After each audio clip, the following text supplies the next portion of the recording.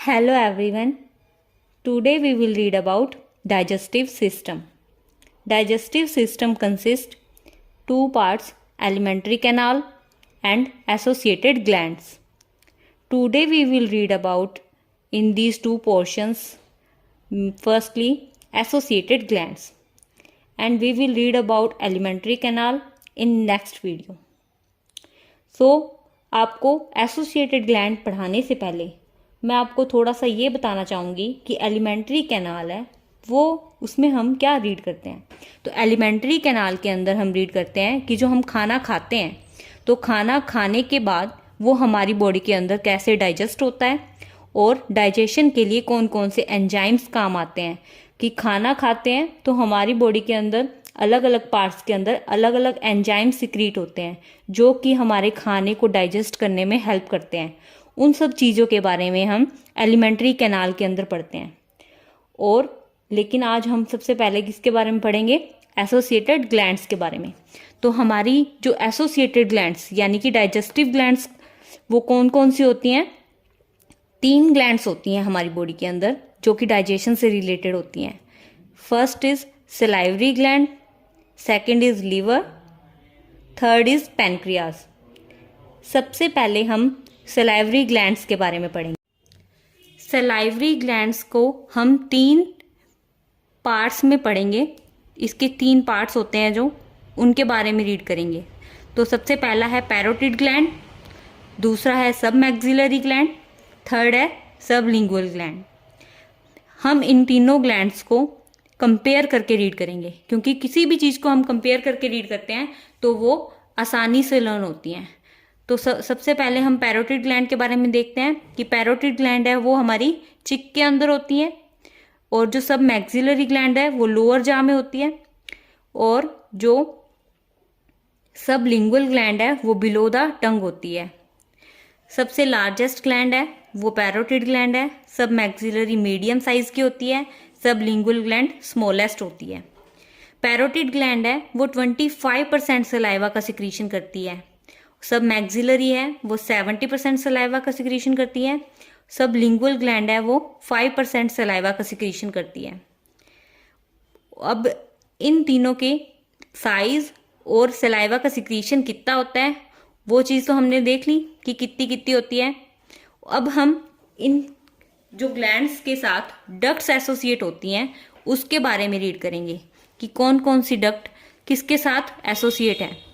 Parotid gland के साथ Stensen duct associate होती है, सब मैक्सिलरी के साथ वॉटसन डक्ट एसोसिएट होती है, सब लिंगुअल ग्लैंड के साथ डक्ट ऑफ रेवेनस एसोसिएट होती है। तो हमने क्या क्या रीड किया कि सबसे लार्जेस्ट ग्लैंड है वो पैरोटिड है, मीडियम साइज की सब मैक्सिलरी ग्लैंड है और स्मॉलेस्ट ग्लैंड सबलिंगुअल है।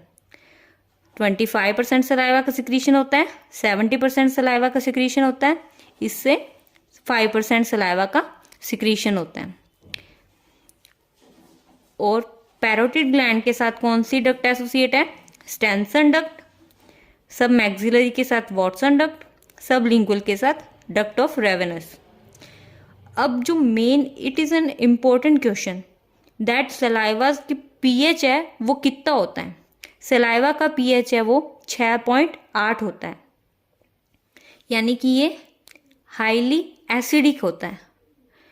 ओके। और हम एक और चीज़ है जो इसके बारे में रीड करेंगे जो कि क्या कि सलाइवा कौन सा एंजाइम सिक्रीट करता है। सलाइवा के थ्रू अमाइलेज एंजाइम का सिक्रीशन होता है। ये इसका एक इम्पोर्टेंट क्वेश्चन है कि कौन सा एंजाइम सिक्रीट होता है, अमाइलेज एंजाइम। और ये अमाइलेज एंजाइम का फंक्शन क्या होता है, ये किसका डाइजेशन करने में हेल्प करता है, ये स्टार्च का डाइजेशन करने में हेल्प करता है। ये और जो ये स्टार्च है वो सिर्फ 30% तक हमारे बक्कल कैविटी के अंदर, और ये बक्कल कैविटी वगैरह के बारे में हम किसके अंदर पढ़ेंगे, एलिमेंट्री कैनाल में। तो इसके अंदर अपन ये देखते हैं कि जो स्टार्च का 30% पोर्शन है वही हमारा सलाइवा के थ्रू डाइजेस्ट होता है, बाकी का 70% है हमारे अदर पार्ट्स के अंदर यानी कि स्टमक वगैरह में जाके इसका डाइजेशन होता है। Okay students. Now we will read about second associated gland, that is liver. Yes, liver is also a digestive gland. और सबसे मेन जो सबसे इम्पोर्टेंट क्वेश्चन है जो लीवर पे पूछा जाता है कि हमारी बॉडी की सबसे लार्जेस्ट ग्लैंड है वो लीवर ही होती है. Okay students, it is a main and important question that it is the largest gland of our body. Liver is the largest gland of the body. और इसका वेट कितना होता है 1.2 to 1.5 kg in adult human. Adult human के अंदर हमारी body का 1.2 से 1.5 kg तक का वेट लीवर का होता है. Now we will read about its position in our body. इसकी पोजीशन हम देखें तो ये हमारे डायाफ्राम के नीचे होता है, एब्डोमिनल कैविटी के अंदर.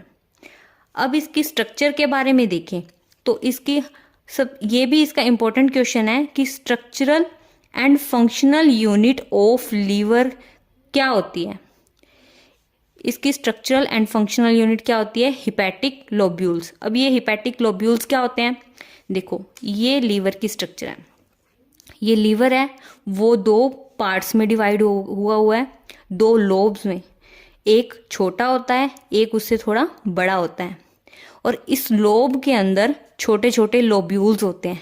ये आपको दिखाई दे रहे हैं, ये इसके लोब्यूल्स हैं. इन लोब्यूल्स को क्या बोलते हैं, हिपैटिक लोब्यूल्स. और ये जो हिपैटिक लोब्यूल्स हैं यही इसकी क्या होती है, स्ट्रक्चरल एंड फंक्शनल यूनिट होती है. लीवर की जो स्ट्रक्चरल और फंक्शनल यूनिट है वो हिपैटिक लोब्यूल्स होती है. और ये हिपैटिक लोब्यूल्स है वो एक कनेक्टिव टिश्यू से कवर्ड होती है. इस कनेक्टिव टिश्यू को क्या बोलते हैं, ग्लिसोनिस कैप्सूल. ये देखो ये जो इधर ये जो लोब्स हैं इसको कवर किया गया है एक कनेक्टिव टिश्यू से. इस कनेक्टिव टिश्यू को नाम दिया गया है ग्लिसोनिस कैप्सूल. और ये जो हिपैटिक लोब्यूल्स होते हैं इसके अंदर सेल्स प्रेजेंट होती हैं.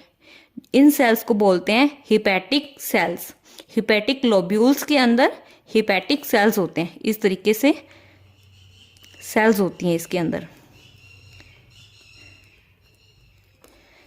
इन हिपैटिक लोब्यूल्स के अंदर जो सेल्स होती हैं उनको क्या कहेंगे, हिपैटिक सेल्स. और ये हिपैटिक सेल्स का फंक्शन क्या होता है, ये हिपैटिक सेल्स होती हैं वो बाइल का सिक्रीशन करती हैं. ओके. और ये जो बाइल होता है यानी कि ये जो बाइल है वो कहाँ पर स्टोर किया जाता है, in thin muscular sac that is called gall bladder.